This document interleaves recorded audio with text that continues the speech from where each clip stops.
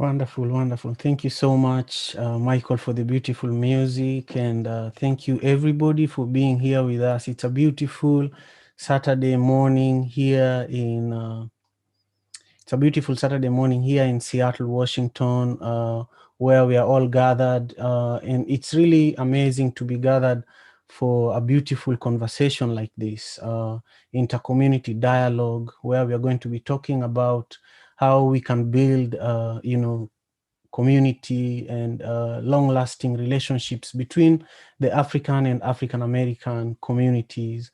And before we go too far, I want to invite you, our viewers on YouTube and our attendees on Zoom, to just take a moment and think about why you're here, why you've joined us here today instead of going for a walk or a run or maybe coffee with a friend somewhere else. And when you've thought about that, please feel free to just put it in the chat. We want to learn where you're joining us from. If you want to just type the name of your city, the name of your country, and why today's topic is relevant to you, we would really appreciate that. Then I want to also just ask you, wherever you are, I can't see everybody, but I just want you to um, take a few minutes with me to do a small breathing exercise that will allow us to ground ourselves and be here in this moment.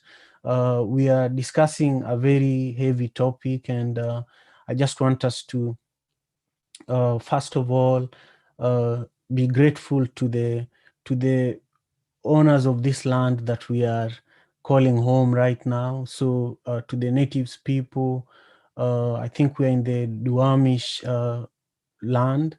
We want to thank them for giving us the opportunity to be their visitors and to bring our culture and our heritage to enrich their lives. And we hope that our conversation today also uplifts the native people that we are enjoying their resources. So with that, just close your eyes, and if you have shoes on and it's easy to push them out, please do. I love my slippers. I have very warm and cozy slippers that I wear during this time, and I just took them off so that I could feel the ground. And once you've closed your eyes, just stay with me for another few minutes and just feel your feet on the ground, and just open your arms and, just feel free and feel a little comfortable and feel your body on the chair that you're sitting on.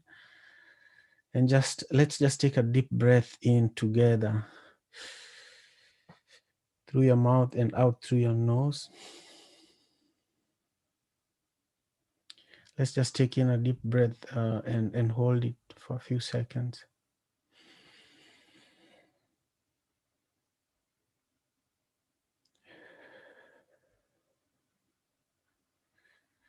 Right now, I just want you to take all your thoughts down to the ground where your legs, your feet is meeting the floor, the earth.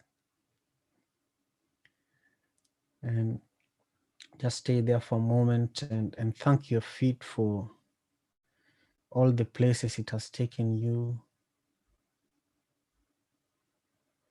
Let's just bring our minds up slowly to our knees, and just thank our knees for all the work that it does to keep us, steady, and to just keep us, you know, healthy and strong and able to move.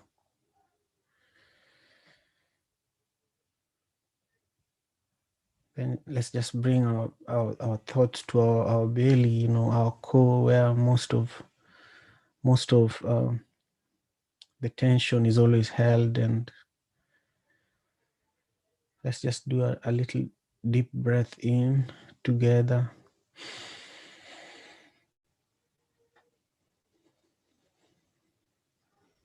Okay, let's do one more and hold it.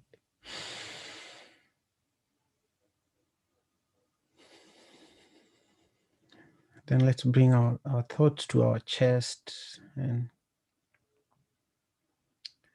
this is where most of, the things that make us breathe and live can be found. Our hearts, our important organs are around this area. Our chest is so important. So let's just thank our chest for keeping all those important organs safe. Our neck, let's take our thoughts to our head. Our beautiful hairstyles and neatness in our head makes us feel proud wherever we go. So let's just thank our hair and our head and our neck for playing the important roles that they play.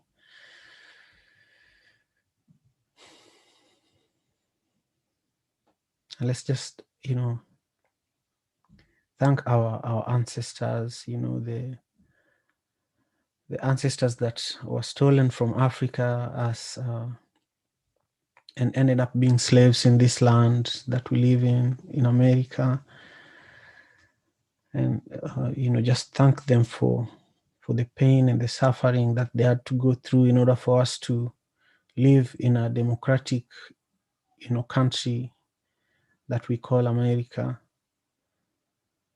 And let's just thank our ancestors who are left behind, wondering where their siblings and their neighbors and their community members were taken, and they died without ever knowing what America looked like. And now we are privileged to know where some of our people were brought. And today we are here to really dive deep into this topic. So just open your eyes and look around the room and just bring your awareness to everybody that is in the room with us right now, and just thank them for being here, So with that, I want to introduce myself. My name is Simon Javan Okelo. I'm from Kenya. My hometown is called Kisumu. And I moved to Seattle, Washington in 2010. I live here with my wife and kids. I'm the founder of One Vibe Africa and also the host of the African Father in America podcast. It's really an honor to be here with you all today. Thank you, Michael Mugambe, for the invitation. Today we are going to have two segments. We are going to have a panel discussion, and then we are going to have a Q&A session. So I know that at the beginning I requested that we collect a few thoughts of where some of you might be coming from or where you're joining us from. So Michael, just gather all that information and then let me know when would be appropriate for me to share it with everybody. But for now, I just want to introduce our panelists, and then I'll ask each of our panelists a question that they will react to. And I'll ask the questions in the order that they were sent. So if I read your bio first, I'm going to start actually with Sierra Smith. Then I'm going to go with Eric Opoku Agiamon. And then we are going to go to Adana Abaporo. So if you just read the questions in order that they were sent and get ready, this is to the panelists, that would be wonderful. Sierra Smith is the Executive Director of Open Path Counseling. Sierra has had the privilege of serving as Executive Director for Open Paths Counseling Center since 2016. Her 15 years of nonprofit experience in both Los Angeles and Chicago shifted over the years from arts and culture to animal welfare, to higher education, to social services. During her tenure, Sierra has doubled the Open Paths budget and clinical team, expanded services by a third, implemented the therapy outreach program, resulting in multiple community-based partnerships, and diversified the board and staff to reflect other communities served. Sierra is a truly accomplished leader, and I would have read most of her information, but I just want you to, just wave at Sarah just to appreciate her for being here with us today. And I'm going to read our next panelist's bio just briefly for you to know some of the leaders that we have on our panel today. Eric Opoku Agiamong uh, is the director for leadership programs at Puget Sound Sage. Eric hails from Ghana, serving as the leadership program director at Puget Sound Sage. He holds an MSW from the University of Washington and currently is pursuing his PhD in social welfare at UW. Before joining Sage, Eric founded a nonprofit, Cheerful Hearts Foundation, which facilitates cross-cultural collaboration between African Americans and uh, in both the continent and abroad. Additionally, he centers Black liberation in his mentoring and leadership work and has participated in conferences, including the HACSA Summit, working to bridge connections with the diaspora. So let's wave at Eric just quickly so that he knows that we appreciate him. And now we are going to introduce Adana Abaporo, who is the Equity and Family Engagement Facilitator at the Lake Washington School District. Adana Abaporo is an Equity and Family Engagement Facilitator at the Lake Washington School District. Abaporo was born and raised in Seattle, Washington, and is first-generation Nigerian. Abaporo's parents immigrated to the US from Nigeria in the late 1980s. Abaporo graduated from the University of Washington in 2015 with 2 degrees in disability studies and social welfare. I'm really proud of Abaporo's accomplishments, and I just want you to wave as we welcome our amazing panelists. And for the first question, which is going to be responded to by Sierra Smith, the question is around beliefs, experiences, and misconceptions about the African and African American communities. We all have things that we think about other people. There is this saying that people are always afraid of what they don't know, and this is quite true in our discussion today. And if you look at the relationships between Africans and African Americans, there is always the tension, and especially because if you don't know, you don't know. So welcome, Sierra. Thank you.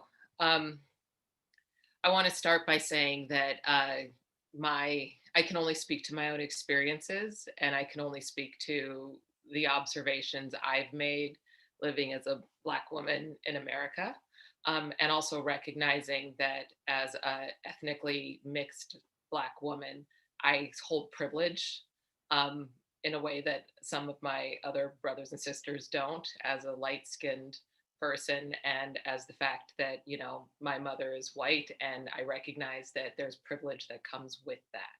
So I have to acknowledge that how I move through society is representative, but it also is a different experience than many other people. So I just want to say that I only speak on behalf of myself.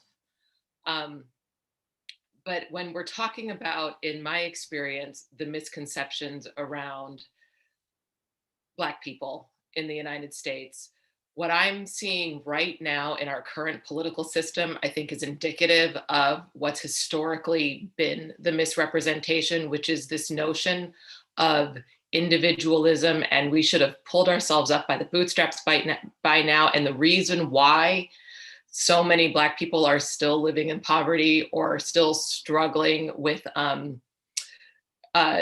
what we refer to as the social determinants of health and other areas is because of our own fault, our own laziness, our own lack of education, our own lack of intelligence. And it's not looked at it holistically for what it really is, which is the fact that Black people have lived for over 400 years rooted in historical violent oppression that continues until this day. And that as a people, Show me any other people that have lived with this level of historical violence that continues to perpetuate them societally and has thrived at the level that we have. And it's an interesting paradigm that I'm hearing a lot right now in the dominant culture, particularly as what I term the revolution is coming about, and people who are not Black are starting to awaken to the systemic oppression and violence that has perpetrated our communities for as long as, as long as we've been here. Um, and they're just now starting to see it in a different way. And we see this cycle happening about every 50 years where we go through this cycle of awakening again by non-Black people, where they go, oh, wait, this is still an issue. And it comes back up. And that's because every time it comes to the forefront, then you see the pushback coming from non-Black people of, oh, well, now things are better. And then they don't look at the ways in which the systems continue to close in and oppress, because fundamentally, we have a society that is based on the violent oppression of Black people who have built this society. And that reckoning means that white people would have to so fundamentally shift their thinking and shift their understanding of what the history of the United States is, that it makes it so uncomfortable that it's easier to continue to deny and dissociate and live with the dominant paradigm messaging about it being our own futility, as opposed to what it really is, which is violent oppression. So that's my answer to why there's the misconception about Black people out there. I hope I answered the question. You did wonderfully. I do have a follow-up question, but I want to first recognize a few of our guests today who have dropped information about where they're joining us from. We have Dominique JJ joining us from Los Angeles. Welcome. We have Joanne from Uganda. Welcome. And we have Latu, who says that I am happy I joined today. This is a breath of fresh air. Thank you. Uh, so my follow-up question is in relation to a podcast episode where I was interviewing Dr. Henry Richardson, who is a psychologist and an expert in, um, in dealing with criminals that have mental issues, including the person that shot at President Kennedy. He was Henry Richards was the head of the prison where this type of people are being kept. He's from Seattle and he's also African American, but he's brown like you. He's light, And he was describing to me a story of, some of the challenges that he faces as a light-skinned Black African American. This challenges he also faced when he went to Africa. He goes to Nigeria a lot because he has traced his roots to Nigeria. In fact, he's writing a book about the time he spent in Nigeria as a teenager. But the incident that I wanted to ask as a follow-up question is, your experience as a light-skinned African American. Dr. Henry was telling me that his father said that he would only marry a light-skinned African American woman because he does not want his kids to go through the suffering that he went through. And he was giving me examples of how sometime he was working with his father as a kid, and they were just being stopped by police in Chicago and made to lay down it was like a curfew, like apartheid, you know. And sometime they would let him go and keep his father. And so, I just wanted you to give us an example of a story like that, if you've ever experienced something like that. Well, I will tell you in my personal experience, my father is very dark complected, and my older sister, whose mother is African American, is also very dark complected.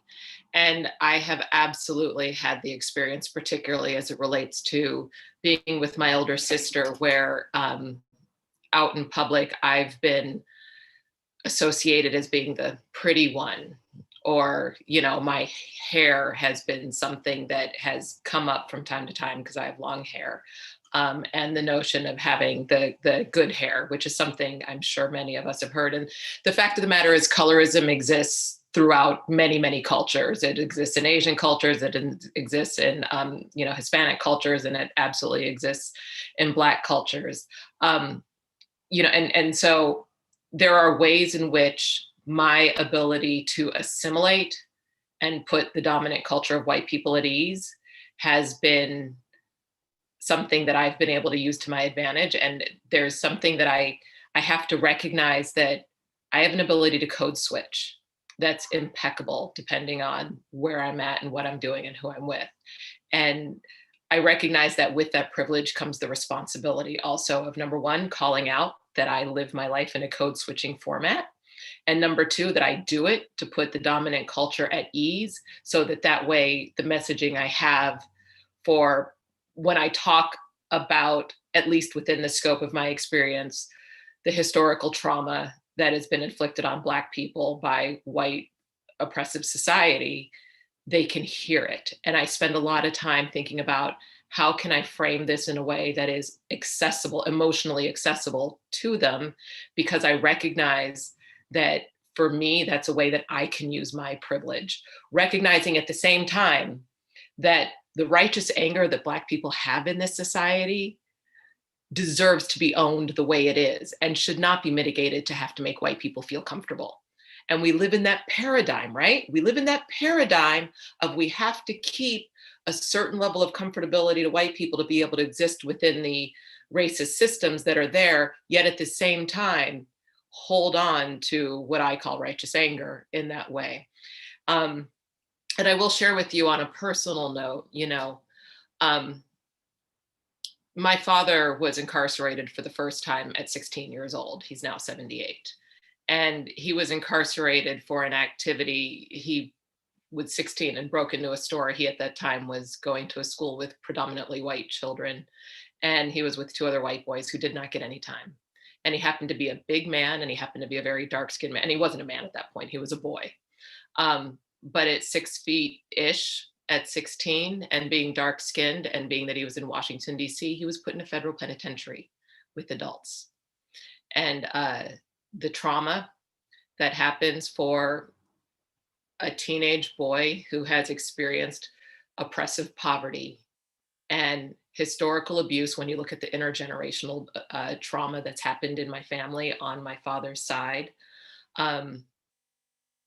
Now we're looking so much at trauma as it relates to what's often termed criminal behavior, but I tend to think of it a lot of times as adaptive circumstances to oppressive environments. They wouldn't have put, I find it hard to believe that, in fact, I know, because the white boys that he was with were not put in that situation. And that set a dynamic, being imprisoned with adults at 16 years old until he was 22, for how he learned to adapt to society, right?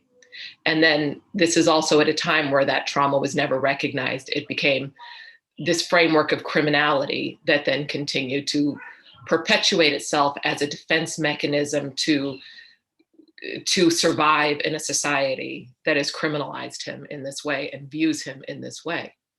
So if we look at how we think about people who are termed criminal, so much of that is historical, oppressive, violent trauma that they have experienced, that they have learned adaptive behaviors towards. And while those adaptive behaviors may be maladaptive in certain settings and ways, the fact of the matter is that for many, many, many of our people who are incarcerated, that is broken attachment, that is a trauma at a childhood level, that is epigenetics from a history of enslavement and a history of violence. And so you can't look at, when people talk about criminals, you can't disassociate and call people criminals in that way without looking at the systems that have influenced behavior to get them there, because they're not separate things. Thank you so much. That's a perfect way that will lead us to the next question. You said that you cannot blame individuals without considering the systems that brought them to where we are, right? And the next question is, how have systems created and influenced and influenced and created division and tensions between the African and African American communities? And this question is going to be responded to by Eric Opoku Agiamong, who is the Director of Leadership Programs at Puget Sound Sage. My brother, please. Right. Thank you, Simon. And thank you, Sarah, for just the deep insight that you just shared. Really appreciate that. And really, when we talk about systemic barriers, it's first of all rooted in the misconceptions that we've been made to believe about each other, right? Because we're looking at the root causes of it. If someone can pitch you against each other, then there might be something that they're using against you. So first of all, we've been made, especially folks who are here, me as an immigrant, sometimes you go into workspaces and you're made to believe, again, some of the misconceptions that African Americans are lazy, or they're not taking the opportunities, or they are not ready to do this, they are violent, and all of that, right? So these are things that those of us who were African born are made to believe when we're coming here. And they will pull you down, misconceptions, right? And this always comes from that single storyline. You have one, so there's that lens, right? And I had the opportunity to work with UW through a study abroad program called Sankofa, and through a nonprofit that I founded in Ghana. And so there were these issues that came up. We had a dialogue, and some revealed that also African Americans, some African Americans are also made to believe that we sold them into slavery, right? And so there's that tension and that hatred that the white man has created between us, first from the roots. Of course, if you're made to believe that your own family sold you into slavery, it's justified that you should be upset. It's, we can't blame each other. First of all, that's the first thing we have to understand, that we can't blame each other. But we're now looking at the root causes of the tension that exists between us. And the white man did not talk about taking the strongest people while also enslaving those that remained. That part of the story was never shared. So in conversations, I had to share why, when we talk about independence in Africa, the story behind the independence, the struggles, the blood that was shed even after slavery. When we talk about redlining in Seattle, we talk about redlining and all this segregation, it also happened. Folks who've been to Ghana and in Accra, if you go to the Independence Square, if you've been to the Kwame Nkrumah Memorial Park, those were places that Black people in their own country could not even go there.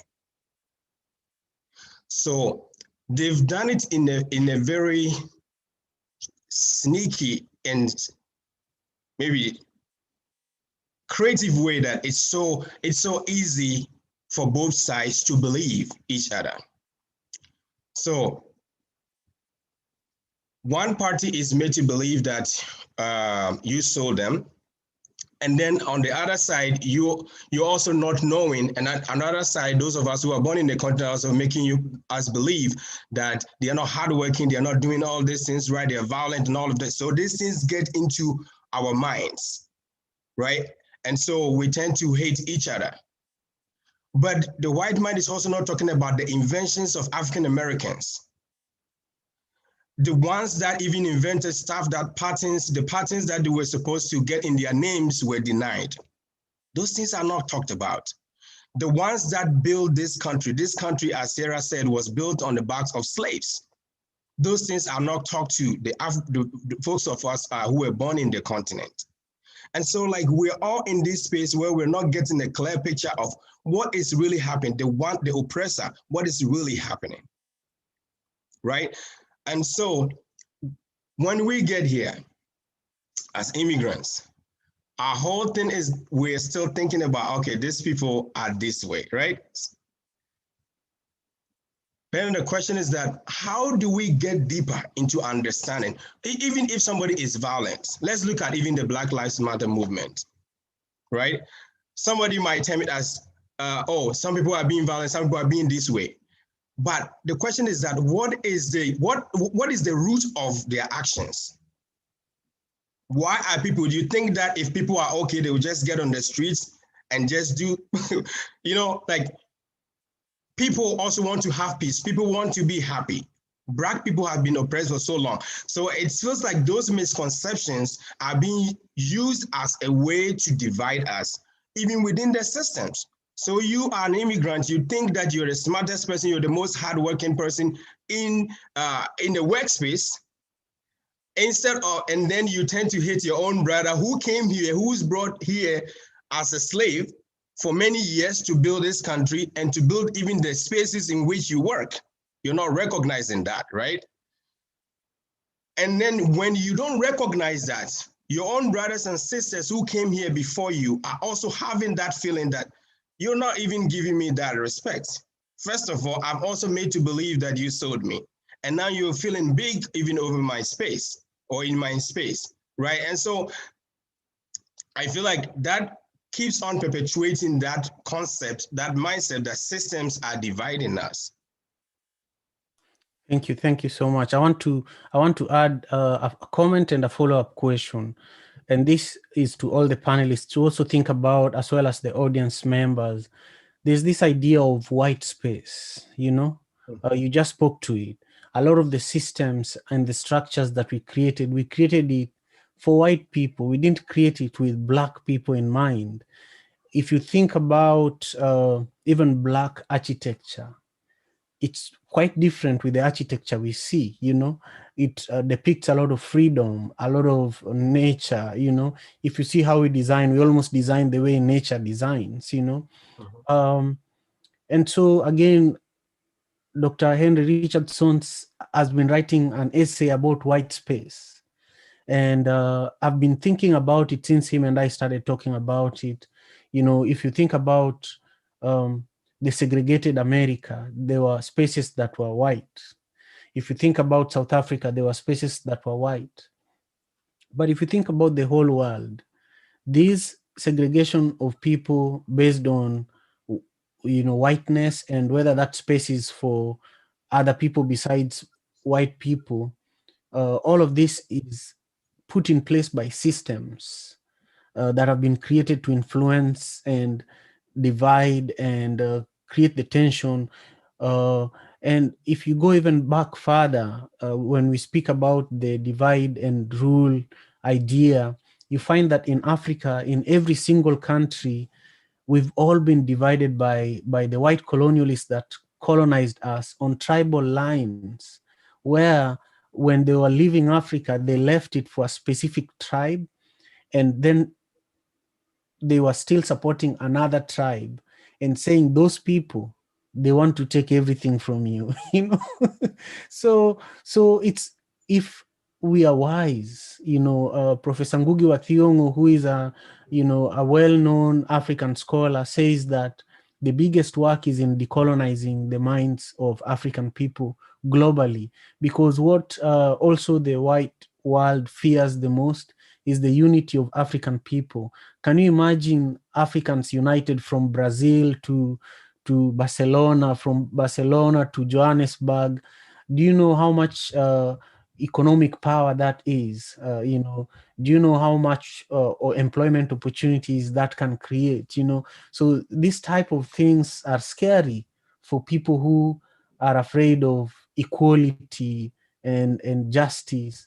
And my brother, I want you to give us an example of how you see these systems that are being used to divide people, a comparison between Ghana, because you've worked extensively in Ghana, and Ghana is considered, the foundation for the African democracy.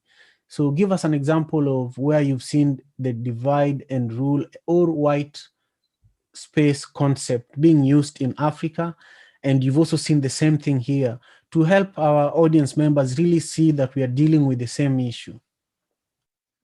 Okay, well, that's thank you. That's first of all, I would like to say that the Western world know that they cannot survive without Africa, and so that's also part of the reason why they will continue to divide us. And I appreciate the fact that you talked about wisdom. And so hopefully, and my prayer is that we're all going to use our wisdom and then come together, irrespective of the indifferences that exist right now. Speaking about examples of systemic barriers in Ghana, as an example, let's look at businesses. When white people establish business in Ghana, right? It is so easy for the business owned by a white person to go through their business registration so quick as compared to, first of all, even the Ghanaians themselves. And that is how much oppression and slavery and colonialism has impacted us, right?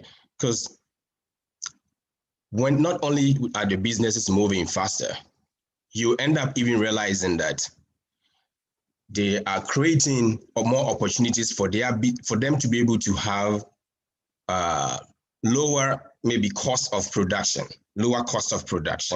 because they are creating more incentives for the Westerner and their businesses to thrive well. So you end up having the locals patronizing the businesses that belongs to the Westerner compared to the local people. So you create an experience where the Western businesses are going, the local businesses are competing with the Western businesses, but the Western business will go up because they have more incentives, and they're also having access to, it's easier for a white person or somebody light skinned to get loans compared to Black people. And it actually happens everywhere, right? And so if they get access to those loan credit facilities, they will be able to expand their businesses. They will be able to look lower cost of production. And of course, that reflects in the cost of items or whatever they produce. And so local people will want cheaper cost. Already when you have a poor economy, you have most of people wanting a cheaper product and be able to survive, right? When it happens that way, what do? You're creating more wealth for the white people. You're creating more wealth for the light-skinned people, right? And if you create more wealth for them, of course, then they're able to build, they have their own area where they live, because they're able to build the mansions, right? Where people, just the rich people, and of course, when the rich people are the ones who are able to make more money, right? And so they have their own space. If you go to places like Accra, like Reggie Manuel Gray, if you go to like East Legon, there are like cantonments, parts of Accra. Like you go there and you can see a lot more white. It looks like that's like a white neighborhood, right? Compared to, and then the other parts of Accra belongs to the other Ghanaians. Yeah, I mean, it's just, it's crazy and weird. It's so easy for white people to access your own president than the natives.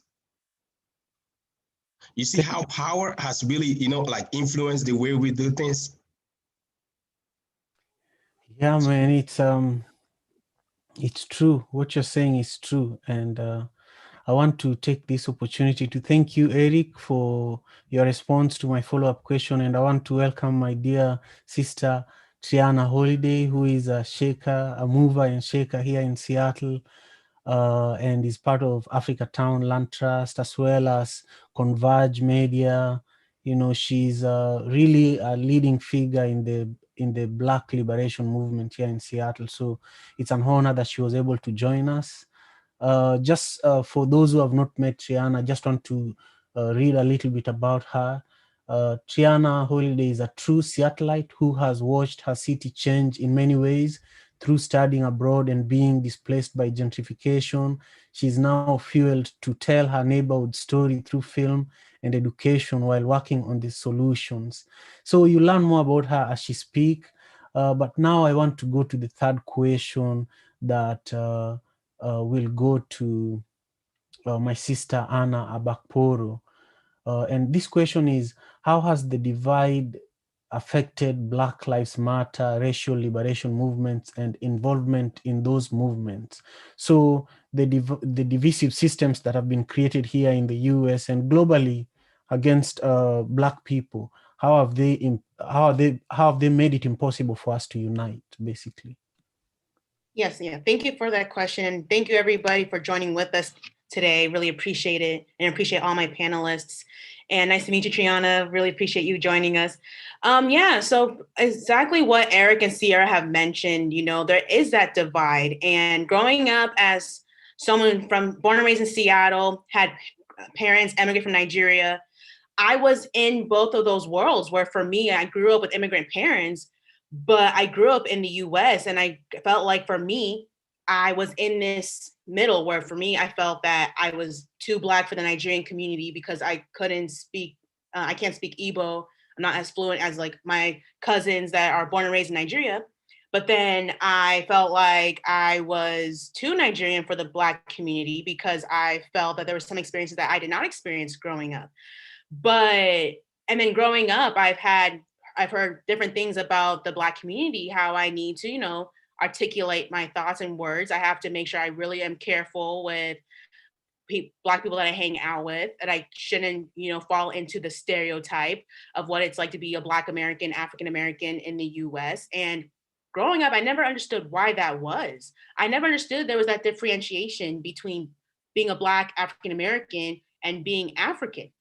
With my relatives, they would say, Adana, at the end of the day, you're Nigerian. You're American because you're born here, but you're Nigerian. And I felt that with that divide, I've had, older Africans that would tell me, well, you are Nigerian. The things that are going on in the Black community that does not affect us.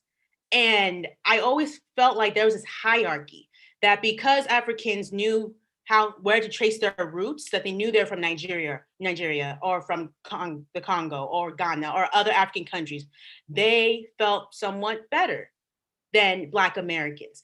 And they felt that, everything the Black community is facing, racism, systemic racism, poverty, that doesn't affect us. We're Africans. As long as we work hard, as long as we get the degrees, as long as we pull ourselves up by the bootstraps, we are not like Black Americans in this country. And to this day, sometimes I still hear about, the stereotypes, Black people are lazy, Black people are thugs, Black people are into drugs. And it's very puzzling, very confusing, and just outright wrong. And so with the BLM movement and with Black liberation, I think the reason why we're seeing that divide is because there's still some people that believe those stereotypes. Like some Africans that think, I don't have, at the end of the day, like this doesn't affect me. Like everything about the Black Lives Matter movement, those issues, that doesn't affect me and it shouldn't affect me. So how can I be a part of that? When, yes, in a way, the Black experience, African experience, it's not a monolith. It's very complex, it's multifaceted.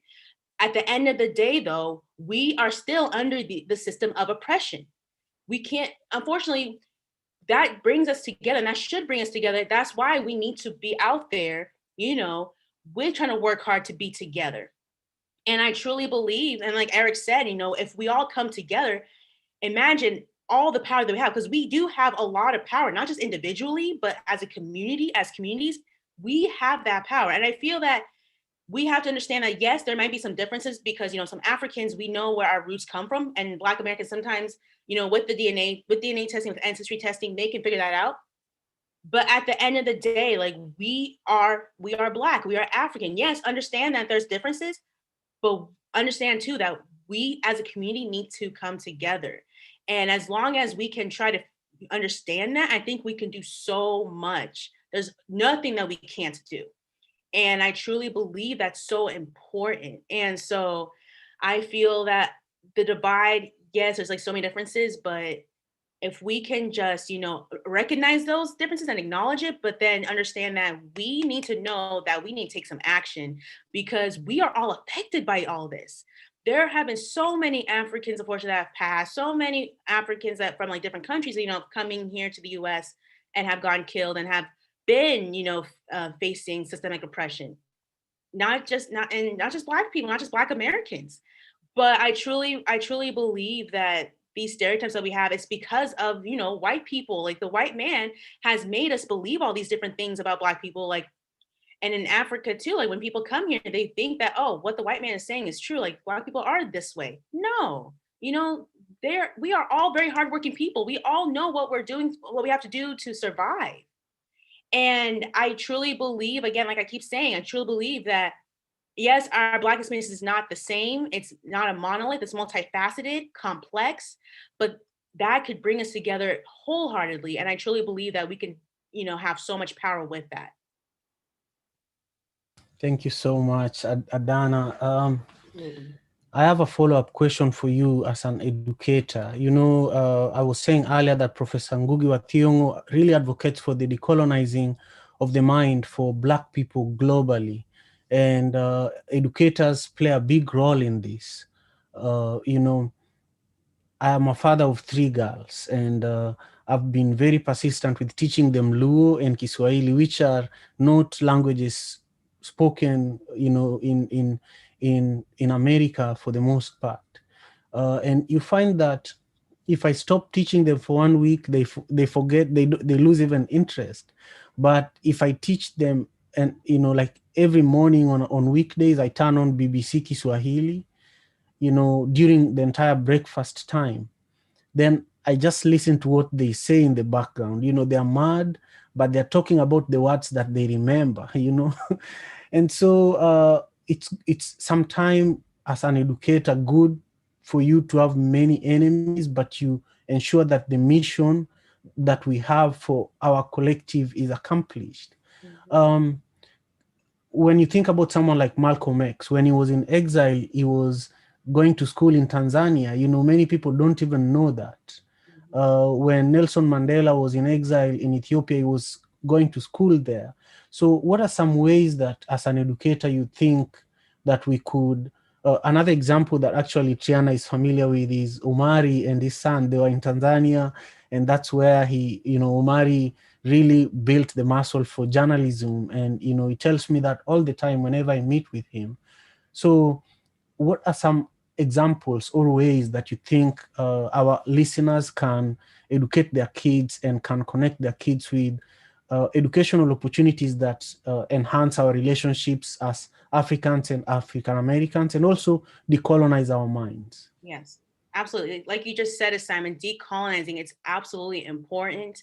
As someone who works in the school district, I find that in order for our kids, our students to learn more, we need to have representation. We can't just keep having the same type of history lesson, same type of curriculum where it's just, predominantly white people that we are looking at, that we are studying. Again, I'm going to say for me personally, growing up in Seattle, most of the time when I would hear about Black activists or people and other African activists, all I heard about, was just Martin Luther King Jr., Rosa Parks. I heard a little bit about Nelson Mandela, tiny bit about Malcolm X, but that was it. And it was only during Black History Month in February where I actually learned some of these people. And unfortunately, it wasn't until I went to college at UW where I took a couple African American studies classes where I learned so many more people that have done so much, in the US and in African countries. Like I didn't know much about, W.E.B. Du Bois. I didn't know much about Malcolm X. I didn't know much about Nelson Mandela and his exile. I just, like what Simon, you saying Malcolm X being in Tanzania, I didn't even know about that until a couple years ago. And so I think it's so important that we need to have representation. We need to make sure that these students are seeing people that look like us. How else are they going to be able to feel supported? How else are they going to feel like people understand or trying to understand where they come from? And it also goes on into the home too. I love my parents, and I know for them they had their own reasons as to why I didn't, and my siblings didn't learn too much Igbo. That's a native language in Nigeria for us, but that was due to assimilation, and for them they didn't want us to have a hard time in the U.S. But like what you said, Simon, having BBC Swahili on, having news on with like different African anchors, and like learning about what's going on in Africa, and trying to make sure that our kids are open to all of these things, as well as making sure that we talk about, racial equity, we talk about race, we talk about different ethnicities. And, for me, I think, at least in like the PNW, Pacific Northwest, talking about race for people, like some white people, is very difficult. Like they don't want to talk about it. Either it's because they're afraid, they don't want to say the wrong thing, they don't want to offend someone, but it's not even, it doesn't matter anymore. At this point now, we need to do a service for our students and talk about it. They're seeing it as young, doesn't matter how young you are, kids, especially students of color, immigrant students, Black and brown students, they know what's going on. They see that there's mistreatment. They may not know how to articulate it. They may not know the words like microaggression, implicit bias, privilege, target agent identities. They may not know those words, but they know what is going on. And so I think if we are very comfortable, we're open to talking about it, even just even asking, like, how are you doing? You know, how's everything going for you? Because I guarantee, and I tell these to my teachers, I guarantee you, these students know what's happening.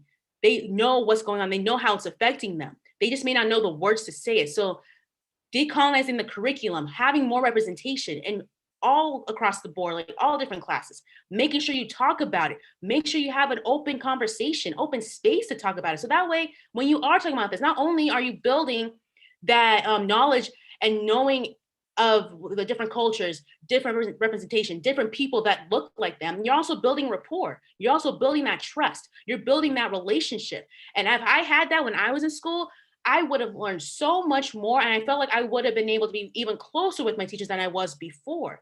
And being able to be open about it, I feel like that's so important and it's very vital.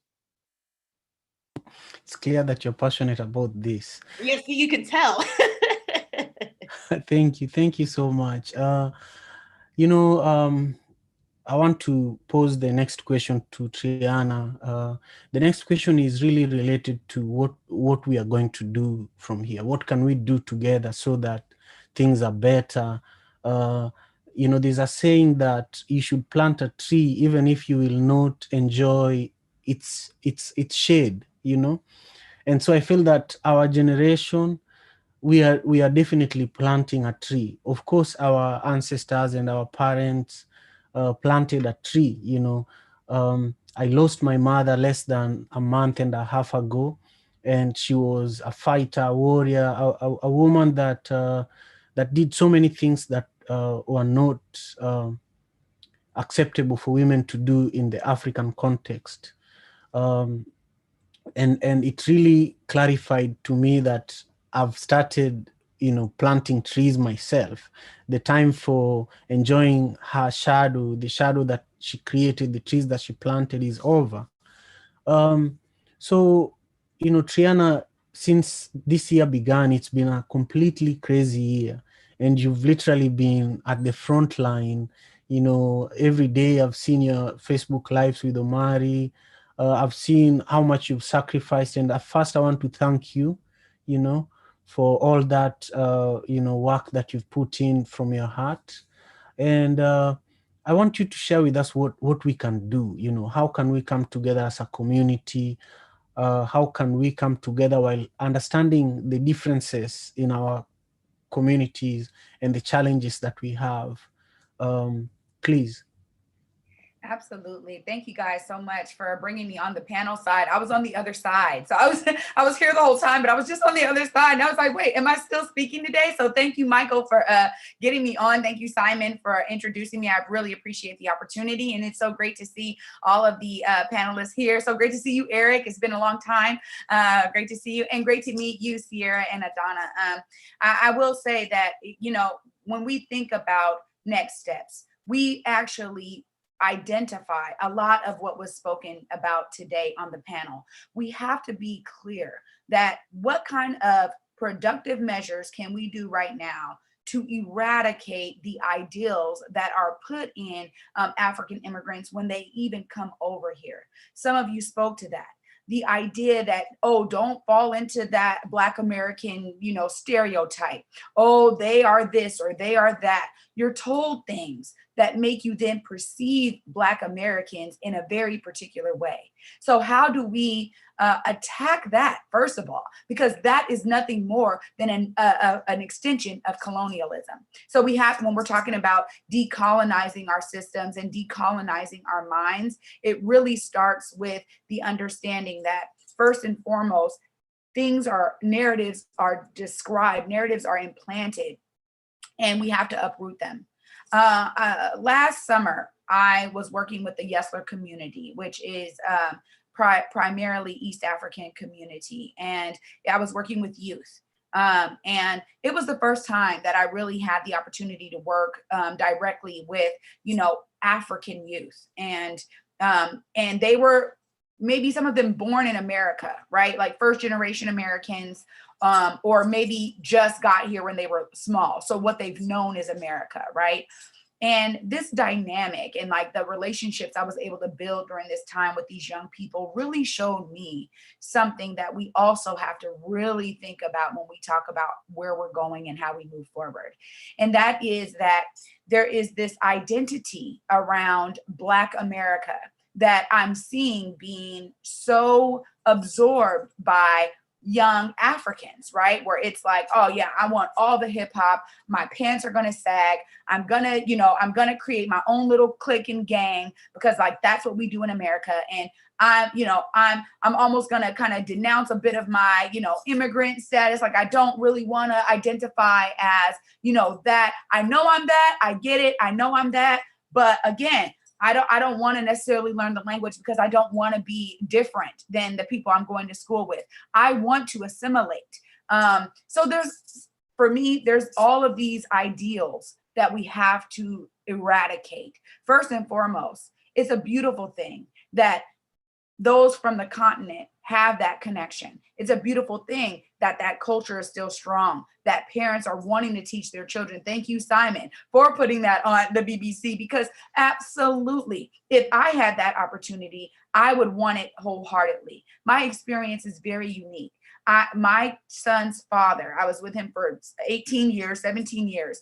His father is Nigerian. So when we went to Chicago and got to experience these Nigerian weddings and, connecting with that Nigerian heritage and that part of my son's life, I tell you, I was so moved by the sense of culture and tradition and the strong nature that it just carried through so many people, the community that is built there with all of these people from Nigeria that live in Chicago, that all know each other, that all congregate together, and they go to each one of the children's weddings and they make sure they have all of the dishes prepared. And, I'm learning about how to make these things. And I'm telling my son, straight up, I said, this is something we don't have. I don't have this as a Black American. And I'm so honored that you are able to see this from a young age. I'm honored that there's a tradition around marriage in the Igbo tribe that allows for families to understand the other person before you make that strong commitment. There is a deep-seated, rooted tradition and culture that now my sons will be able to have the ability to connect with. I didn't have that, and I think we have to talk about that when we think about next steps. I think we have to empower the young African immigrants to understand, please hold on to your culture. The assimilation practice is nothing more than colonialism. They don't want you to have it because honestly, they want you to desire to be the model minority. And they didn't have to do much to kind of push in that direction, because already the idea of coming to America was for freedom, was for liberation, was for the opportunity, right? I want to build a business. I'm not able to do that in my home country. My home country is war torn. I got to get out. I got to do this. Look, I'm making a better life for my family when I come to America. And so that idea that they instill that in their children, we're going to get better education opportunities. When you're here, when you don't do what the Blacks do, but you try to understand how to pull yourselves up, we're going to create the boots for you to pull up from the bootstraps. We're going to create the shoestrings, right? It is, for me, it is that a deeper understanding that American dream is still a dream for so many in America. It's not a reality. So what do we have to do to make that a reality? And this is where I've been pressing a lot of my effort, is that we have the ability to create the American dream. We actually do, each and every one of us. I love what Adana said, because it is about connectivity. It is about how we literally bring everybody into this movement that is of like mind, right? There are some that are not going to be there. There are some that are not going to want to hear this. There are some that are not going to want to give up their privilege, give up their authority, give up their power, give up their money, give up their wealth, whatever it is, in order to create this equity balanced system that we all kind of understand as the American dream. But we have to begin to uproot certain systems and infuse them with systems of equity, and infuse them with new systems that are collaborative, that bring in discussions just like this, so we can eradicate those ideals that permeate our mind, that keep us trapped. It is literally us that's doing it to ourselves. So how do we liberate ourselves? I think that's so much of what we need to identify, understand, and begin to strategize around, so that we can unweave a lot of this damage that has been brought upon us, all of us, with regard to colonialism. I always bring it back to that, because I think if you only think about capitalism, you're missing a lot of this other stuff. And if you only think about, you're missing this, but you have to understand, it was this colonial thing. They literally were like, look, we're going to take over the whole world, and this is how we're going to do it. We got to attack the minds of the people. We got to strip them from their culture. We got to make them feel ashamed of their culture. We have to make them feel ashamed of their culture. That ideal permeates through so many African families that are living here in America.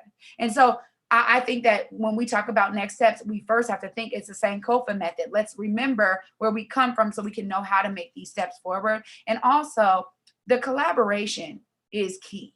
You can't do this in one group, one organization, one community, it is all of us together. I think when we stand in solidarity, we create this larger fist of power. And this to me is the beauty of people power. We've seen it here explode in Seattle. How do we utilize a lot of that energy to continue and press us forward? I think we have it here. We have it with so many great coalitions. And, those coalitions are accepting more folks. They're like, look, if you're not plugged in yet, get plugged in, right? Because there's room for us all. And there's expertise that comes from each one of the sectors that is so needed in terms of building that American dream. What does it look like? I have a 14-year-old and a 6-year-old, 2 Black men that I'm going to be raising. For me, this is not, you're right. I got to plant the seeds now, because that tree needs to grow. It needs to grow in every forest in this country. We need to begin to elevate our ideology, get away from a lot of the things that have really kept us isolated. And that isolation has not allowed us to formulate the people power we need. So I'm loving that we've seen it. We've seen an explosion of it. We need to continue in that regard and really bring all of our brilliance into the work, because that's how we do it. We do it together. Beautiful, beautiful, so beautiful. Thank you. It's really a privilege to be with everybody here today. If you're just joining us, we are in the Intercommunity Dialogue presented by Immigrant Guide, and we are talking about community amidst the racial justice movement that is going on globally. And I want to ask the audience members to start submitting their questions. The next segment is going to be Q&A. It's going to end at exactly 1 o'clock. So just send in your questions and I will read them out. If they're directed to a particular panelist, they will respond to it. But I have a question that is going to bring everything together, for the audience members as you write the questions, and also for the panelists. When you think about colonization, it was a global phenomenon. When you think about capitalism, it's a global phenomenon. The idea was to colonize us so that they could become rich off of that. They could become the capitalists. They could decide who gets the aid from IMF and who does not get it.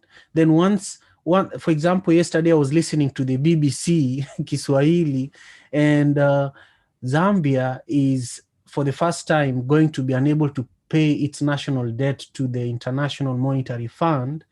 And can you imagine living in a country where you're hearing in the news that your country is not going to be able to pay its debt? It's completely discouraging, And I felt like they were not treating Zambia as a country. They were treating it as a piece of garbage, And when I think about the liberation of Black people, I think about it globally, but also when you think about Black people globally, we are a community of traumatized people. We are always trying to recover from the trauma.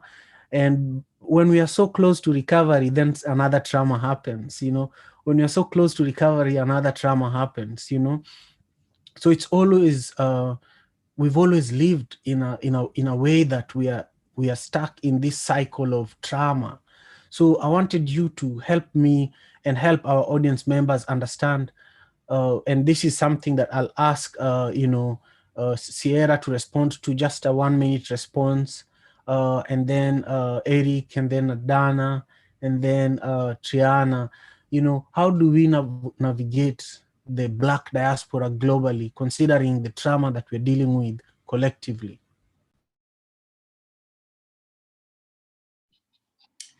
That is a big question. And I'm going to preface this again by saying I am not a mental health professional. I do have some thoughts, though. One of the thoughts that I have is that for everybody, regardless of where you're at, and this is partially related to the impact of trauma, but it's also looking at how do we think about ourselves and where we fit in this movement and in society itself, is as we're evaluating situations and circumstances and the media and that we're being fed, and the political narratives that we're being fed, and the dominant narratives that we're being fed, think about who does this benefit, right? We have to always remember to ask, who is benefiting by this messaging? Who is benefiting by this system that I'm participating in? Who is benefiting by whatever the flow, the direction of flow that the process that I'm involved in this moment is going? Because if we can start to evaluate that, we can see where we fit within this and we can adjust. And that also allows us to recognize when perhaps we're being manipulated by systems, when perhaps we're being pitted against each other. And if we can evaluate our own thinking in that way, we can start to bridge some of those gaps. We can also think about how we're thinking about each other. When I used to teach a class, I would talk about, and these are not my terms, these are terms that are in there, but hierarchical thinking. Is this messaging that I'm being taught, or is this messaging that I'm thinking as I think about this other person from this other culture somehow elevating me and lowering them? Because if it is, then I have to look at who's benefiting by that type of hierarchical thinking, because it could be that that hierarchical thinking framework has been implanted in me by the dominant culture as a way to divide and conquer. So always having that. As far as how do we heal such a globalized level of trauma, I don't think there's an easy answer. I don't think there's an easy solution.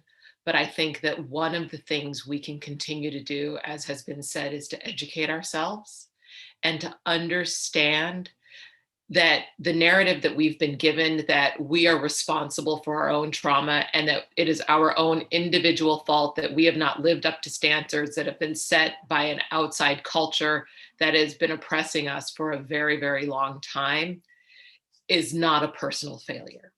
And everything is put on us as if it's a personal failure, right? And if we go back and we can look at the collective historical trauma that has impacted, I'm not sure I'm comfortable speaking outside of, broader communities because I don't know everybody's experience. But going back to Dr. Joy DeGruy talking about post-traumatic slave syndrome, right? And how epigenetically that has impacted people, and how, because of, again, historical trauma that's happened, we're living in this state of hypervigilance, which continues to be reignited as we look at the murders of Black people at the hands of the police and people who want to be police and such. We can take that out of being a personal failing, because it's not, it's survival. And our survival is beautiful, right? And our survival is imperative to the survival of the entire country and to the entire world.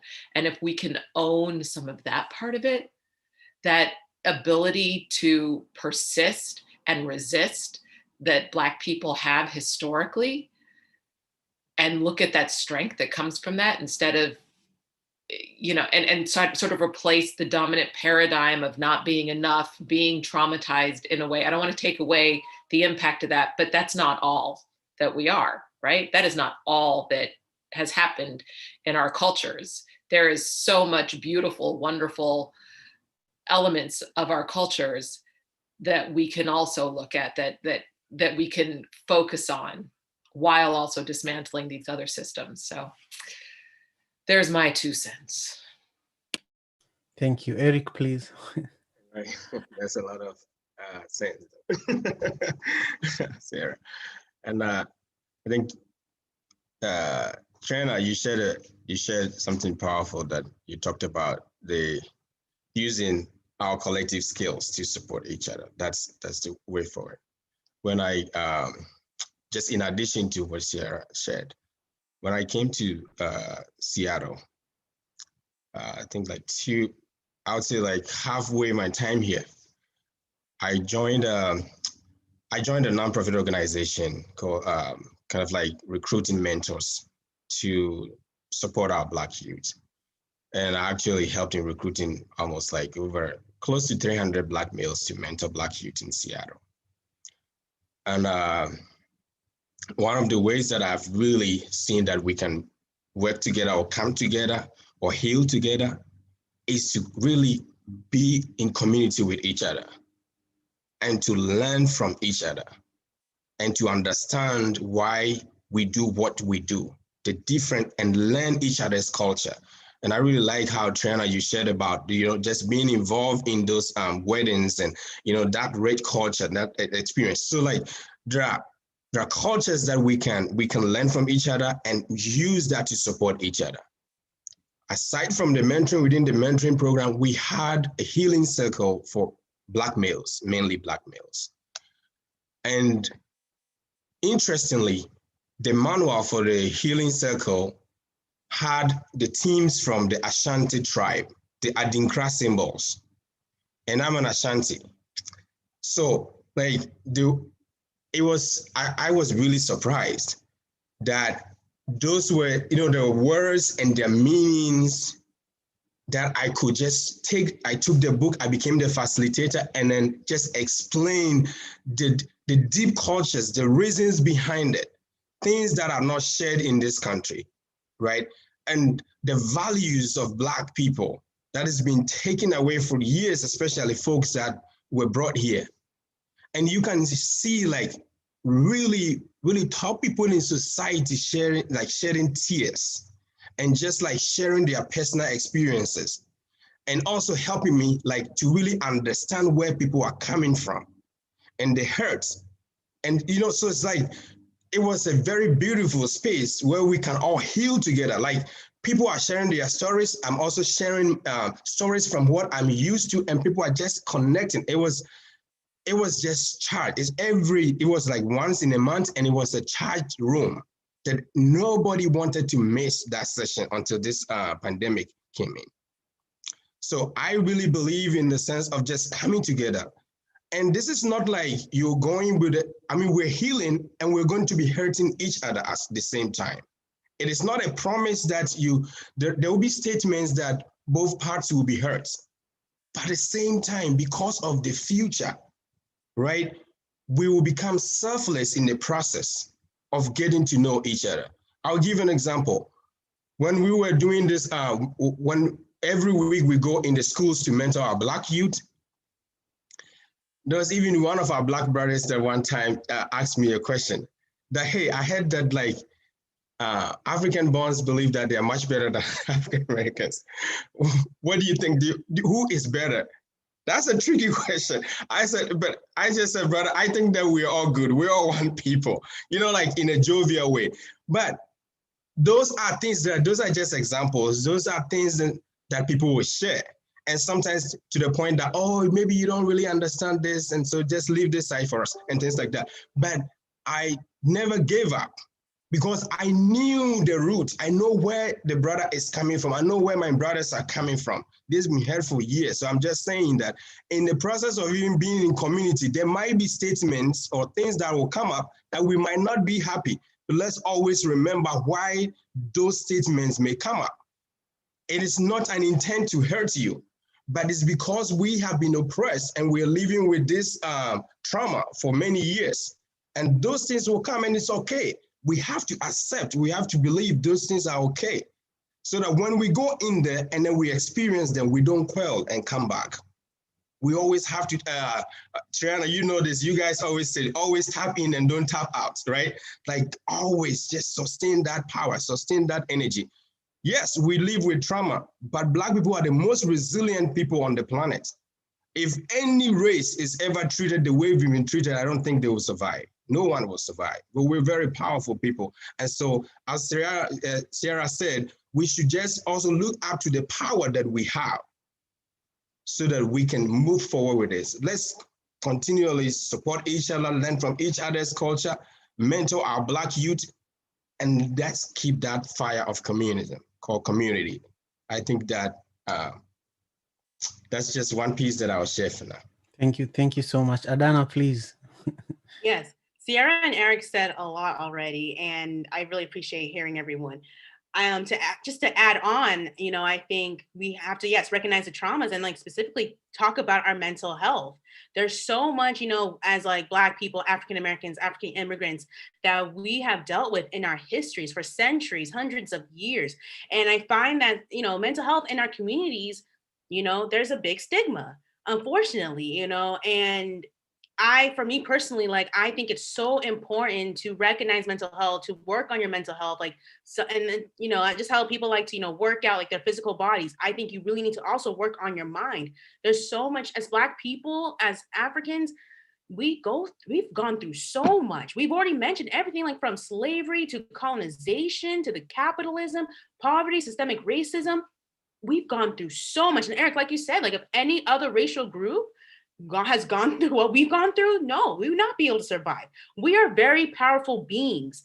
But in order for us to really heal too, we really got to talk about the mental health aspect. I mean, for me, like being in, immigrant family, talking about emotions, sometimes talking about like even mental health, talking about going to therapy, that's not spoken about, not at all. It's like, oh, therapy. Why would you go to therapy? The only reason, some people believe of going to therapy is if you're crazy, is you're going through a mental health issue, you're having a mental health disorder, an episode, whatever you want to call it. But, I believe that, seeing a therapist, working on your mental health is absolutely vital. And there's nothing to be ashamed of for that. There should never be any stigma about that, because there's so many things that we have dealt with to this day that still affect us. And I think in order for us to as powerful as we are, we do need to acknowledge the trauma that we've gone through. We have to acknowledge, our mental health in order for us to truly heal. And as hard as it is, it's very hard, it's very difficult, and, like Eric, like you said, we have to recognize that. And Sierra, like you said too, the post-traumatic slavery syndrome, like that is such a real thing, and people don't really know about that. But if you really think about it, there's just so much that goes into, what we've gone through in our society to this day. But we need to make sure that we can have those open spaces, open communication, as hard and difficult as it may be. Because I think that if we cannot even talk about, just like everyday experiences that we go through as Black Americans, Black folks, African Americans, like if we you can't even talk about that, how can we truly heal? It's a work in progress. That's something that is going to take time. But I think that if we can at least take away that stigma and that shame, like that would be so uplifting. That would be so refreshing. And I feel like it can make us even more powerful, even more resilient. Like we already are resilient, but can you imagine, talking about your mental health and not feeling that stigma, that uncomfortability, not feeling ashamed? Oh my gosh, that'd be amazing. And it can be so important. It's so important for us to be able to do that. And we can truly heal from that if we can talk about mental health. Thank you so much. Tiana, do you want to say a word and then we go to the next portion? Thank you. Absolutely. Thank you guys. I agree with everything that's been said wholeheartedly. And what I'll add actually to this is that, again, going back to the Sankofa model, learning so much about African, the beginnings of our civilizations. How did we do it in Kemet, ancient Egypt, right? That has really been guiding me. They had what is called social covenants. We can call it a community covenant. We need to begin to introduce community covenants into our communities, period. What does it mean when we say we're moving collectively. What does it even mean to be Black in America? We don't really have a covenant for that. I love what you were just talking about, Eric, in terms of the Ashanti crest and being able to bring that rich history and culture and understanding into that space, right? That's exactly what I'm talking about. Our people knew how to do this better. They did. So we need to just go back. We need to create community covenants that allow people to understand that they are the best that they can ever be, right? To walk away from their conditionings, to begin to embrace the laws of Ma'at. Because let's be real here, so much of this colonialism was really revolving around religion, the control of religion, the control of faith, the belief system. And unfortunately, that has wrecked a lot of our communities, even when we look at the history of it. And when people now, younger generations, why aren't people going to church? It's because they've seen pastors do weird things. And they're like, is that even, are they doing right things, right? And so I think you're right, Adana. We need to talk about things like mental health, but we also need to talk about some of the things that have actually oppressed us even more, that we brought into our own lives, that we've adopted as a practice, as a piece of who we are. And we have to acknowledge that our people had something before other things were shoved down their throats. What was that? How did our people connect to the soil, connect to the earth, understand the planetary cycles, understood how to meditate? When you're talking about this mental health, we've gotten away from all of those practices. Our people knew about meditation. They knew how to do specific chants at specific times during the planetary cycle to bring about holistic health. We don't have holistic approaches here in this country. We need to create them. And I think community covenants is one way to do that. Just a list of this is what it is. This, when you step into this space right here, this is an Africa Town building. When you step in here, you know, first and foremost, I got to bring my best self to this space, right? If I have conflict with someone, I take it directly to them in a manner that is of love. I come to my people in love. I speak to my people in love. I mentor the youth in love. I embrace, again, the fact that I know I'm divine. I need to work on me. I need to work on me. If I'm constantly asking something outside of me to do the thing I need to be doing, it's not going to get done. I need to work on me. I need to work on my conditionings, my emotional responses. I need to make sure that when I show up for my people and my elders, that they feel that love first and foremost. So I think community covenants is another something I wanted to introduce here, because that when we talk about things that were stripped from us, let's not forget that a lot of our cultural tradition resides in our spiritual connection to the universe, to each other, to the earth. And a lot of that needs to be brought back into the present in order for us to have a strong foundation, understand how to do things differently, and not fall into the traps of the SCLC, of SNCC, of Black Panther Party, of a lot of these revolutions for Black liberation that have bubbled up throughout American history, but also got destroyed, demolished, right? How do we actually create a Black Wall Street? You need a community covenant in order to do that, because you don't bring all that trauma into this place. We're going to work on that trauma. We're going to, like Adonis said, I agree so much with everyone saying, we have to do all of those things to uproot a lot that has been put on us with the post-traumatic slave syndrome. All of these things, we have to really work on ourselves collectively and find ways to do that, like she said, without shame. Also bringing in these cultural aspects so that we can be rooted in something that is centuries old, that has been there for thousands of years. We need to identify with that past in order to rectify our present. Wow, thank you. Thank you so much, Triana. What's amazing is I was in Africa less than a month ago. And it's true that when you tap into the spiritual realm of the African power, it's there. It's there because when I was in Kenya this last trip, I was there for my mother's funeral, and we had a lot of spiritual leaders, some of whom I've never spoken in English, I've never read any book, but they can tell you a lot about you. You'd be shocked, you know. And such things, we were trained by Christianity to shun our own power, things that they can't do, the things that the African spirituality can reveal to you. Even leaders still work with this African spiritual, uh, you know, providers. Let me just call them African spiritual providers, you know, to tell them what's going to come.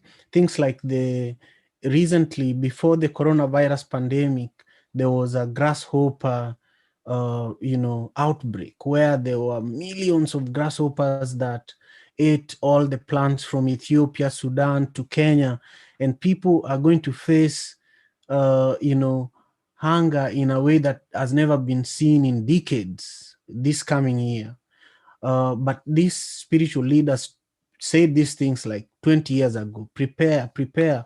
But leaders are just politicking. They want to be like the American democracy, which is also falling apart. So, where is the African democracy, and how can that be implemented in African institutions?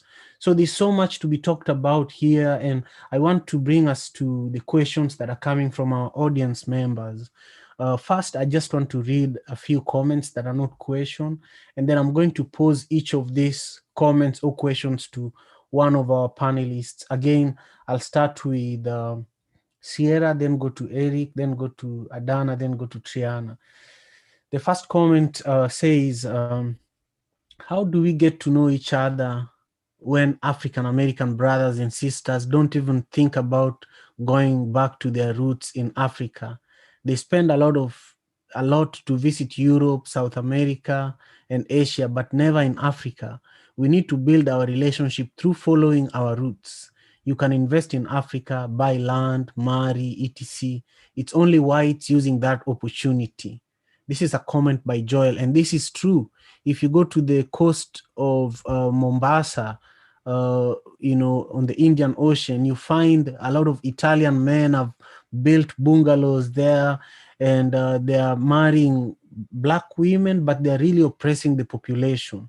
And so I want comments here from Sierra. Well, I'm not going to speak for all African Americans and their travel choices. That would be presumptuous of me. What I will say is that, you know, everybody comes to this journey in a different way and from a different place, and everybody discovers their own path to it, right? And I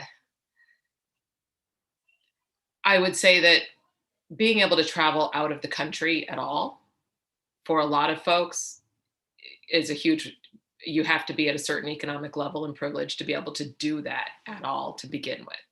And depending on who you are and what your experience has been and what the experience of your family and community has been, sometimes traveling outside of your county can be a challenge, much less going outside of your state or country.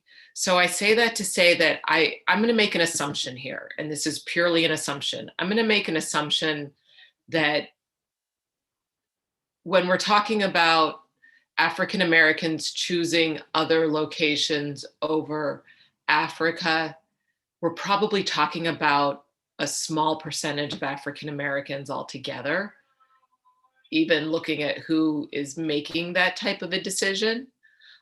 So I'd say let's be careful not to make it representative of all African Americans, I think is what comes to mind for me, because I don't necessarily know that that statement is based in truth. In my experience of the African American people that I know personally, many have traveled to many different parts of the world. You know, I know many people who've traveled to Africa who are African Americans, including my sister. I haven't made it yet, but my sister has, one of them. You know, and I know folks who live in LA and haven't made it up to San Francisco. So let's be careful to make a generalization like that.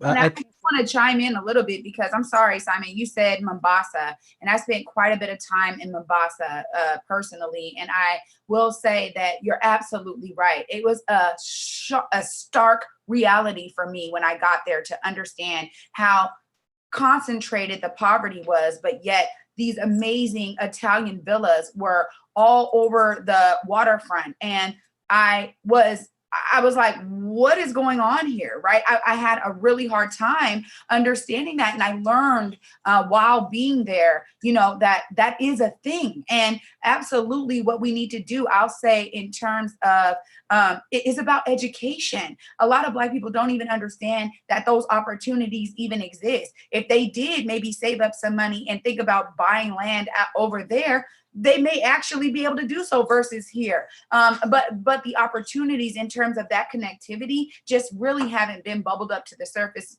particularly in high concentrated areas of Black community, right? So again, I agree with Sierra in terms of making a kind of rationalized statement like that, but also let's be clear here that there's been no connectivity really in that regard. What kind of organization or somebody can step up and say, look, we're going to be taking people to the continent because we want them to get that experience. We had some folks doing that here in Seattle. Nana Kabibi with New Black Arts West Theater was taking groups over to Ghana and, showing them about trade and commerce and how they can build businesses and do direct business with Ghana. So I do think that there's small pockets of that. I know that Lakima, the Arungas have taken many of people to Kenya and given them that experience. Ade Fua has taken people over to the continent. So there's people in our community that are doing that work. But again, I just wanted to highlight that there's not enough opportunities in terms of nationally that I know of where an organization nationally is saying, no, we want to make sure people have that connection. I think that there's a space for that, for sure, for anybody to step up and do that, but it just hasn't really happened yet. I will say here in Los Angeles, there's a wonderful organization called Social Justice Learning Institute that works with young men of color and women too, but it started off focusing on young Black men. And they take trips with young men, typically between 18 and 24 to the continent. D'Artagnan Scorza, Dr. Scorza, who runs that organization, has been doing that for a while now. So there definitely are areas where we're seeing more of this. And I wholeheartedly agree that education is definitely a way to go, because I don't know that people always make the links, but I think that it's happening more than maybe we're seeing. Yeah, and also traveling is one of the biggest ways of educating yourself. So I do this work too. I've taken over 40 people from Seattle to Kenya, including Taket. Triana and I know Taket. But I just want to check in with the panelists. Is it okay if I go to the next comment? Yeah, there's also just a little piece around the cost of traveling to Africa versus Europe that some of my friends or my brothers and sisters here talked about. So sometimes they would like to go to Africa. I mean, I also do this since 2011. Every year we do travel back and forth, but mostly with students. And we're planning to go outside, and increase that to our adults population, really. But it's so expensive to travel to Africa. Let's just face the fact. Maybe there's something that we can really do about also raising funds, because there are also groups of people who really want to go, but they don't have the money. It's so easy. With even $500, you can go to Europe. But then you really need over $1,000 to go to Africa, somewhere in Africa. So that piece can also be addressed. And yeah, and definitely the education piece. Hey, people are seeing people fighting their wars and stuff like that. That could be scary. But then when there's more education, people can know that it's just maybe something happening in one part of America. It doesn't mean that it's happening all over America or something like that. So. And then may I also add another part to that? Sometimes also the way that media represents Africa and African countries. Unfortunately, some people think that Africa, all there is it's a poor, numerous number of countries. Everyone lives in huts or villages. Everyone's poor, everyone's in poverty. So it's the media makes Africa look like a place that no one wants to go to. Whereas if you see countries like in Europe or in Asia, media makes it seem like it's like this wonderful, beautiful place, like all these different monuments, all these different landscapes, makes it gorgeous. And so people are more attracted to that. But then when it comes to Africa, they see the media thinking of it as this poor country, when in reality, it's not. There's many different economic resources that are, and so many different beautiful places in Africa that it's gorgeous. But sometimes media doesn't even show that. So some people may think, oh, well, I'd rather go to Europe or Asia than the African countries. And so unfortunately, it's sometimes the way the media presents it. So people may not want to go to Africa as well. That's another reason, I believe. Thank you. So I'm going to read a few comments here, then I'm going to pose the questions that I would like our panelists to respond to. There's a comment here from Kila Kitu in Los Angeles. I have been thinking about the difference between curing and healing in terms of bringing the diaspora together and decolonizing. How do we do both? How do we make sure we are not focusing so much on curing that we continue to leave healing to take care of itself?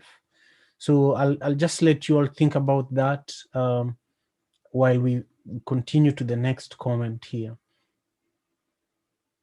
The next one here says, this is from Latu. This is also important that even Africans in Africa have ethnic cultural problems and are divided. It is real, I know, as a Kenyan Ethiopian, healing is truly the biggest step in order to come together. So that's a comment. I want to now go to there are two questions that are left that I would like for our panelists to respond to. I'll just read all of them, and then I will just wait for you all to share your thoughts about it without any kind of planning or who is going after who. So the first one is, this question is for everyone, but this one is from Dominique. But those that particularly identify as African immigrants, so the panelists identifying as immigrants, what were your first introduction to what African Americans are like? In other words, what things did you initially see in the media, TV, radio, etc.? That's question number one. Number two, this is from Joanne. She says, thank you folks for all the effort and the love towards the Black community, regardless of the roots. As part of Black children, as parents of Black children, I believe the confidence in our color and culture should come from the roots. How can we teach our children from a young age to be so proud of their color and be able not to feel any less or inferior, and teaching them that African Americans and African immigrants are all one? So while you think about that, I want to talk about something that Triana mentioned earlier, which was in regards to our narrative and who is telling our story, how are they telling it? I feel that this is also where the power that the collective Black power globally lies in how we are telling our story. You know, right now we have the internet, we have platforms that are allowing anybody from anywhere to really share what they have. So, you know, I'm very proud of the work that Triana has been doing, you know, with this, with telling our story and, you know, basically broadcasting the news from a grassroots perspective. How can we do that with the African history? How can we do that with, you know, with the healing of the African, you know, collective in general? So I think even though some of the systems were created not to work for us, we have a lot of intelligence that we can turn that system so that it works for us. What are some ways that, you know, you all think as panelists that we can use some of these systems that were created to work against us to work for us? Thank you.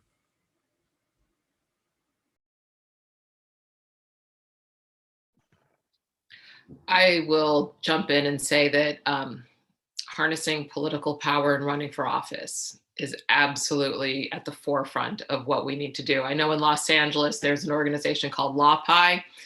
I'm going to forget what the acronym stands for, but it specifically focuses on educating African American Black women for running for public office and lifting them up as leaders. And, you know, in Los Angeles, we're in an interesting place right now because for the first time in history, we have all women for our board of supervisors for LA County. And LA County board is very powerful. And our local supervisor who covers my district, Holly Mitchell, who's a former state senator and is now our board of supervisor, you know, really came out of representing South LA. And it's incredible having her become a state senator and now being the one Black woman on the LA County supervisory board. But harnessing political power is huge, in my opinion. I appreciate the leadership part, so maybe I can go. So folks in Seattle, I just wanted to share briefly that so at PG Soundstage, we run like a leadership program, and our whole goal is to kind of like, you know, achieve regional equity or work in contribution to the regional equity that folks within Seattle are working towards. And it really trains leaders to have that critical lens of equity. Aside from also learning about adaptive leadership, a series of trainings on like running for office and all the different issues that really impact our communities, right? And then we also have a C4 where we really support folks who want to go into like city council or run for office and things like that. So I really encourage you to check that website because we really want to be on the table. And as we always say, if you're not on the table, you're on the menu. If we're not there to speak for ourselves, definitely someone is going to make those policies on behalf of our community. So that is really critical. There was a question about immigrants and what's our first experience to being kind of socialized about who African Americans are before we got here. I think I shared a little bit about earlier, but really there are mixed exposures. There's one part that is looking at issues of violence through movies. And my hope is that some of those movies that they are depicting Black people playing like the bad roles or like playing some kind of roles that perpetuates or feeds into the mindset or the notion that like we're violent. My hope is that those things may reduce or even stop eventually. My hope. Because that is really, really getting into the minds of people before folks get here. And also that sense of like, okay, violence, laziness, not hardworking, that kind of thing. And there's also a piece that we also admire strongly about African Americans, you know, like the way they talk and the way they dress in movies and like, yeah, they're also very positive side, but mainly, I mean, I saw most of those stuff in movies. It was only through the Sankofa program that I coordinated that I began changing the way that I thought about African Americans. That's when really I deepened my knowledge about the community, even before I got into Seattle. And it was through the African American community that I came to Seattle. So I would say those are my first experiences to that. But when it comes to like the way that we can really use the system for ourselves, for example, when the Trainers radio program, like I'm constantly listening to it. If there are donation stuff going on, hey, I might not be in the event, but I always want to make sure I'm donating to support. Constantly like patronizing things that belongs to our community is one way of, you know, investing money and also keeping the money, containing that money in our community.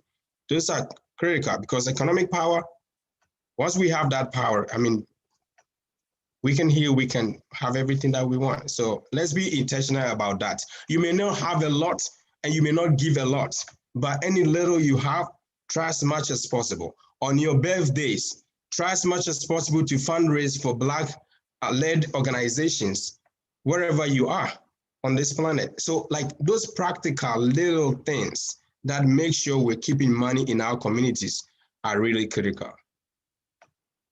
Thank you. I just want to bring to your attention the time. We have just 9 minutes to go.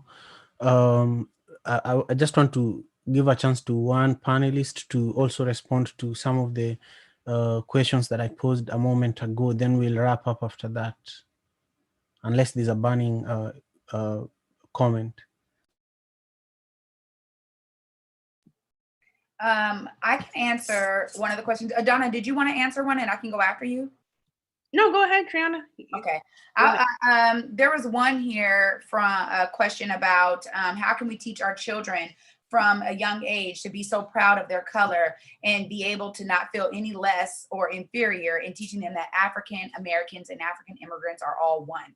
So I love this question. Thank you for asking it, by the way. And I put my camera off so I could grab a book, because I'm all about teaching our babies, right? And what I was just talking about in terms of, I've been learning in the last year about African spiritual practices. I'm very new to this, but it's so important to me to understand where my people understood, how they understood spirituality, and they actually understood it way better than we do now. But so learning from a lot of those principles has been helpful, and diving into the resources. I shared some of the books here that have been really helping me and guiding me. But this is a new one that I just got. Mr. Imhotep, if anybody follows him on IG, he does a lot of African history lessons. And he worked for 30 years or something to research and create this book.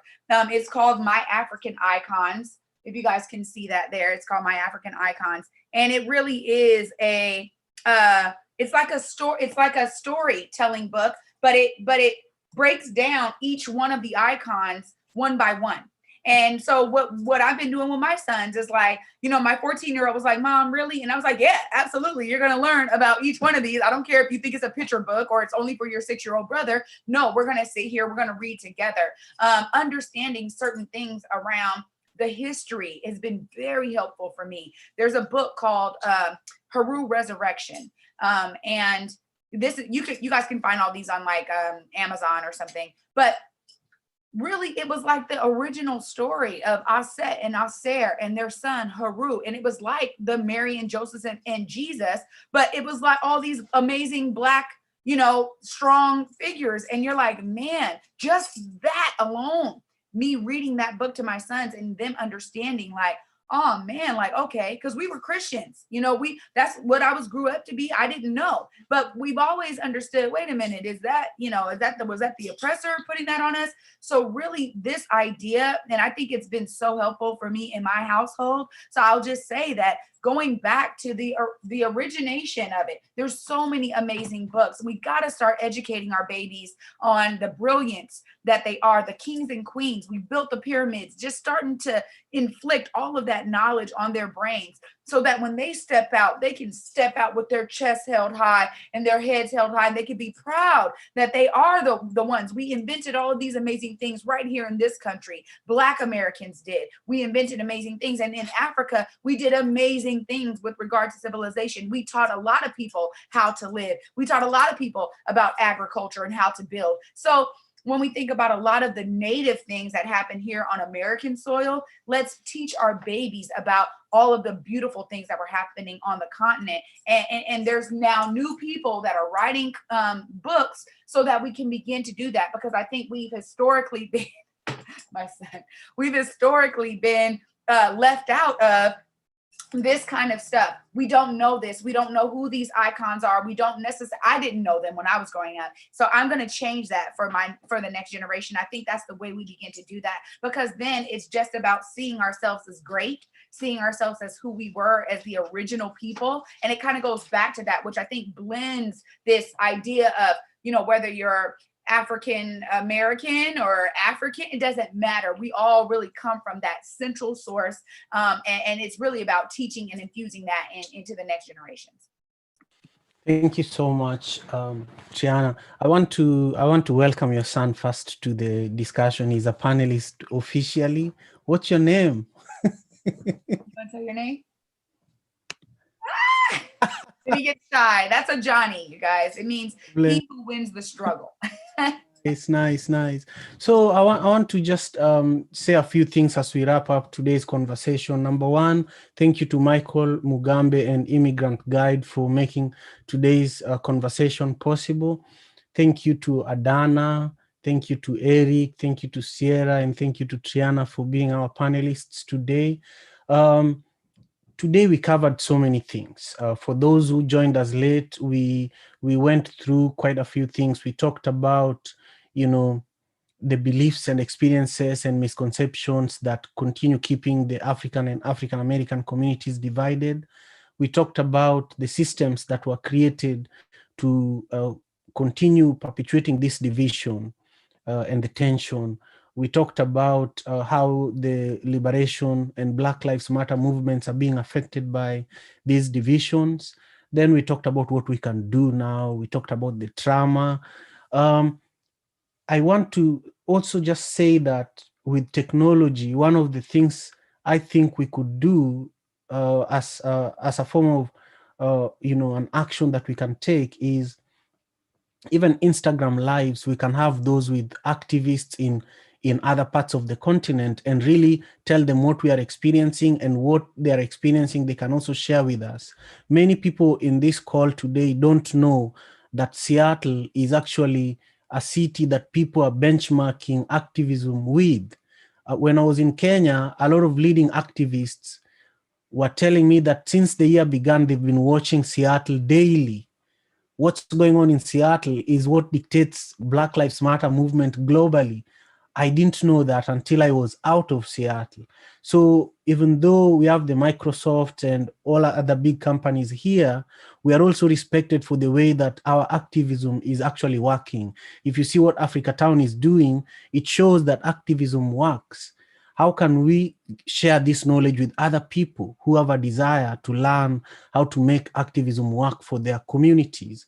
So with that, I just want to say again, thank you, and take good care of yourselves. And we will be seeing each other again soon. Remember that this is a 20-part series.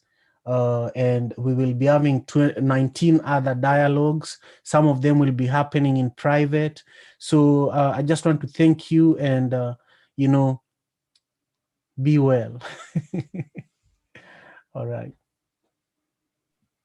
Thank Thank you. you, Simon, for the wonderful moderation. That was excellent hosting. I really appreciate you. Thank you, brother.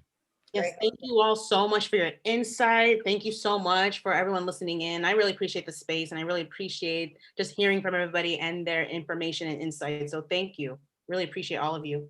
Fantastic. Michael, could we actually bring you back so that we see your face and you just give us the closing comments? Agreed. I just wanted to say thanks to all the panelists. I can't wait to connect even further. Thank you all. Yeah, I need to see you. I need to see you, Triana. I will see you. I will reach out to you. Okay. Yeah. Thank you, Simon. Thank you, Sarah. Thank you, Eric. Thank you, Adana. And thank you, Trian. It's been really a wonderful conversation. We are looking forward to such for the next 19 sessions. What's going to happen? Some of our sessions are going to be closed door, whereby you have to register prior to that date so that you are let in, because we are going to open a safe space to share, to become vulnerable, to speak your mind without fearing other people judging you or seeing you. And yet others are going to be public, like this one, whereby we're going to come back and be and go virtual and go all over the world. I would like to thank the Immigrant Guide interns and volunteers who put this thing together, who've worked day and night to make sure that they market, they write whatever needs to be written, they come up with a curriculum. It's so wonderful. We are proud of you. I would like to also thank the Sava Karim Show. We've been hosted today by the Sava Karim Show on Facebook. And yeah, on Facebook, and it's a very popular show whereby immigrants from different countries participate every Saturday on that show and talk about issues of their community importance. Thank you so much, Sava. Yeah, we thank everyone, and we are looking forward to having you back. Thank you.